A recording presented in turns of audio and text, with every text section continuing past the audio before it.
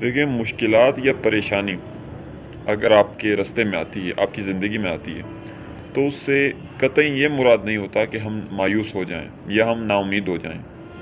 ہر مشکل، ہر ناکامی ایک سبق دے کر جاتی ہے۔ اس سبق کو اپنی زندگی میں شامل کریں اور آئندہ اس بات کو جس وجہ سے آپ ناکام ہوئے، مثال آپ نے کوئی جاب حاصل کرنی تھی، اس کے لیے انٹرویو تھا، ٹیسٹ تھا، وہ آپ نے کوالیفائی نہیں کیا، تو آپ اس کے اندر وجوہات تلاش کریں کہ کیا وجہ تھی، آپ کیوں انٹرویو میں فیل ہوئے، آپ کیوں ٹیسٹ میں فیل ہوئے، کیوں رننگ میں فیل ہوئے۔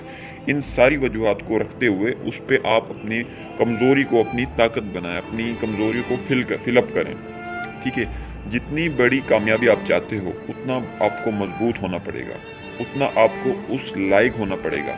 خواہش تو آپ تاج محل کی کر لیں، لیکن کیا آپ تاج محل کے لائق ہیں؟ یا کتنی بھی بڑی کامیابی کے آپ خواہش مند ہو جائیں، لیکن کیا اس کامیابی کے لائق آپ ہیں؟ پہلے خود کو قابل بناؤ، اس کے بعد کہتے ہیں فرسٹ ڈیزرو دین ڈیزائر، پہلے اس کے مستحق بنو پھر اس کی خواہش کرو۔ جب آپ یہ فنڈا اپنی زندگی میں شامل کریں گے کہ فرسٹ ڈیزرو دین ڈیزائر، تو کوئی بھی اچیومنٹ آپ کے لیے بڑی نہیں ہوگی، مشکل نہیں ہوگی۔ Thank you.